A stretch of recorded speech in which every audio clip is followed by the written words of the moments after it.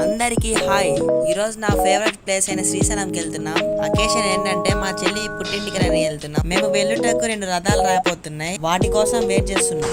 ఇలా టెంకాయ కొట్టేసి మా రథాలని స్టార్ట్ చేసాం. ఉదయం 7:30కి మా ఊరు నుంచి బయలుదేరాం. ఇదే మా ఊరు ఎంట్రెన్స్. పేరు వెతక్కండి, కనపడదు. జీప్ ఎక్కిన కాంచి ఫుల్ ఫన్ ఉంది. చాలా రోజుల తర్వాత మా వాళ్ళందరితో జర్నీ చాలా బాగుంది. మాట్లాడే వాడెక్కర్రా అని చూస్తున్నారా? ఇదిగో ఇక్కడే ఉన్నా. నేను వెనక కూర్చోకుండా ముందెందుకు కూర్చోను తెలుసా? వెనక ప్లేస్ లేదు కాబట్టి. వెనక ప్లేస్ లేదు కాబట్టి సాంగ్స్ వినడం కోసం మా అల్లుడు పెద్ద స్పీకర్ తెచ్చాడు. ఇప్పుడు మా అల్లుడిని చూపిస్తారండి.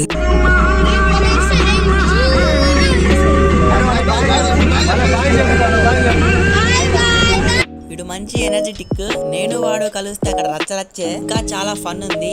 జీప్ లో గోల్ చేసుకుంటా 40-50 మినిట్స్ కల్లా దూరాలకైతే వచ్చేసాం. టిఫిన్ చేద్దామని ఇక్కడ ఆగాం. ఇక్కడే ఎందుకు ఆగామంటే శ్రీశైలం వరకు మధ్యలో ఎక్కడ హోటల్స్ ఉండవు కాబట్టి. హోటల్ పేరు అభిరుచి అండ్ ఫ్యామిలీ రెస్టారెంట్ అంట. పేరుకి తగ్గట్టు రుచి కూడా బానే ఉంది. లోపల ప్లేస్ పెద్దగానే ఉంది, కానీ ఇక్కడికి ఎలా అంటే జోబులు కూడా పెద్దగా ఉండాలి. ఎందుకంటే ఇలాంటి హోటళ్లలో రేట్లు డబుల్ ఉంటాయి. ఆకలేస్తుందని అందరం గబగబా వెళ్ళి కూర్చొని ఆర్డర్ ఇచ్చాం. ఇక్కడ కూర్చొని నా ఆర్డర్ కోసం వెయిట్ చేస్తున్నా. ఇక్కడ ఉల్లిపాయ దోశ నిజంగానే బాగుంది. మా బాబాయ్ ఈ హోటల్ కి కొత్త నామకరణం చేశాడు. ఆ ఒక్క మాటతో 2 చేతులు జోబులు పెట్టుకొని బయటకు వచ్చేసాడు. ప్రకృతి సందర్శించడానికి ఒక ప్రదేశం కాదు, ఇది ఇల్లు అని గ్యారీ స్నైడర్ అన్నాడు. దోర్నాల్లో టిఫిన్ చేశాక జీబేకి బయలుదేరాం. టోల్ గేట్ దగ్గర పాస్ తీసుకుని నల్లమల్ల అడవిలోకి అడుగు పెట్టాం. నాకు కొండలలో ట్రావెల్ చేయడం అంటే చాలా ఇష్టం.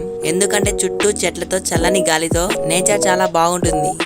వీడు మాత్రం టోల్ గేట్ దగ్గర స్టార్ట్ అయినప్పటి నుంచి ఎక్కడైనా జంతువులు కనపడతాయని చూస్తూనే ఉన్నాడు. లాస్ట్ టైం వచ్చినప్పుడు నెమలి కనపడిందంట. నేను మాత్రం దూరం నుంచి సీటు మారి వెనక సీట్ లో సెటిల్ అయ్యా. వెనకాల కూర్చొని వెళ్లే రోడ్డుని చూస్తుంటే చాలా బాగుంటది. కాసేపు ఆగిన తర్వాత సడన్ గా వెదర్ చేంజ్ అయింది. కొండపైన మబ్బులతో మంచి వ్యూ దొరికింది. కొండల్లో వర్షం పడేటప్పుడు ఆ వ్యూ చూడడానికి చాలా బాగుంటది. డ్రైవర్లు టర్నింగ్ దగ్గర ఎలా నడుపుతారా గానీ నాకైతే భయం వేస్తుంది. మీకు కూడా హిల్స్ లో ట్రావెలింగ్ ఇష్టం అయితే కామెంట్ చేయండి.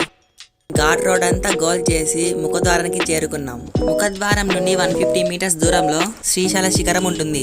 ఇక్కడ నుంచి ముందుకెళ్ళాక మనకి అటకేశ్వరం కనపడుతుంది. పాలధార పంచదార ఇక్కడే ఉండేది.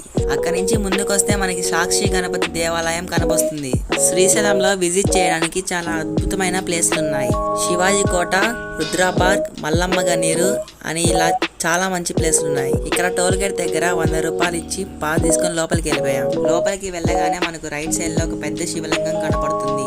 అలానే గార్డెన్స్, పార్క్స్ కూడా కనపడతాయి. మేము లాస్ట్ టైం వచ్చినప్పటికీ ఇప్పటికీ చాలా చేంజెస్ కనపడ్డాయి. ఆదివారం, సోమవారం మాత్రం ఇక్కడికి చాలా మంది భక్తులు వస్తారు. అలా ప్లేసెస్ అన్ని చూసుకుంటూ గుళ్ళు చేసే దగ్గరికి వచ్చాం. ఫైనల్ గా శ్రీశైలంలోని కేశఖండనశాలకు చేరుకున్నాం. కేశఖండనశాల అంటే మీకు తెలుసా?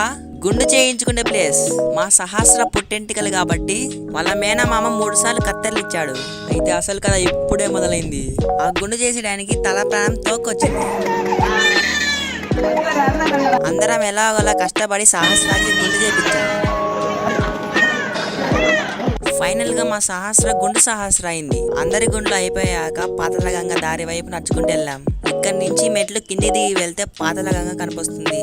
మనం ఇప్పుడు మల్లమ్మ కన్నీరుకి వచ్చాం. రాత్రి 8 దాటకి ఇక్కడ ఎవరు ఉండరు. ఎందుకంటే రాత్రి వేళ ఇక్కడ పులులు తిరుగుతాయంట అని ఇక్కడి వాళ్ళు చెప్తారు.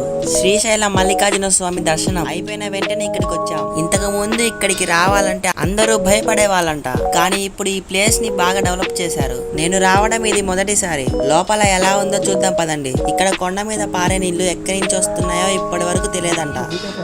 గుడి లోపల ఉన్న అమ్మవారి కళ నుండి నీళ్లు రావడం చూసి ఆశ్చర్యపోయా. దర్శనం అయిపోయాక వెళ్తుంటే మన చింటూబాయ్ కనపడ్డాడు. పడుకున్న సింహానైనా లేపొచ్చు కానీ చింటూబాయిని లేపకూడదని సైలెంట్ గా వెళ్ళిపోయా. ఇక్కడ గార్డెన్ లోకి వెళ్దామని చూసా, కానీ తాళం వేశారు. ఇక చేసేదేం లేక 2 చేతులు లోపల పెట్టుకొని బయటికి వెళ్ళిపోయా. బయటికి వచ్చి చూస్తే కొండలు మబ్బులతో చాలా మంచి వ్యూ కనపడింది.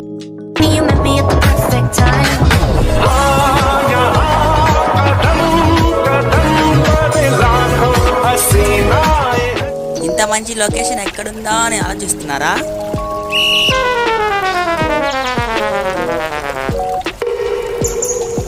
ప్రస్తుతం మేమున్నది శ్రీశైల శిఖరం పైన. నేను ఈ శిఖరం పైకి రావడం ఫస్ట్ టైం. మీకు ఈ ప్లేస్ ముందే తెలిస్తే కామెంట్ చేయండి. మేము ఇక్కడ ఆగిన వెంటనే వర్షం స్టార్ట్ అయింది. వర్షంలో ఈ ప్లేస్ మామూలుగా లేదు. సునామీ వచ్చే ముందు సముద్రం ప్రశాంతంగా ఉంటదంట. అదే పరిస్థితి ఇక్కడ ఎదురైంది. చుట్టూ అంతా మబ్బులు కమ్ముకొని మొత్తం చీకటి అయిపోయింది.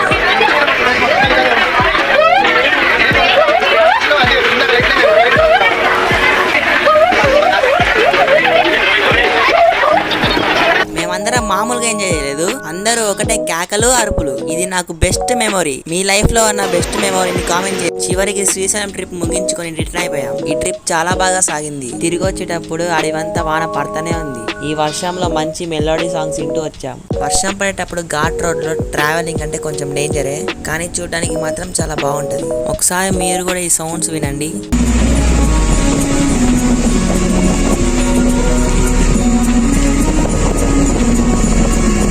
కొంతమంది ఇప్పటికీ సబ్స్క్రైబ్ చేసుకోకుండా చూస్తున్నారు. సబ్స్క్రైబ్ చేయడం మర్చిపోకండి.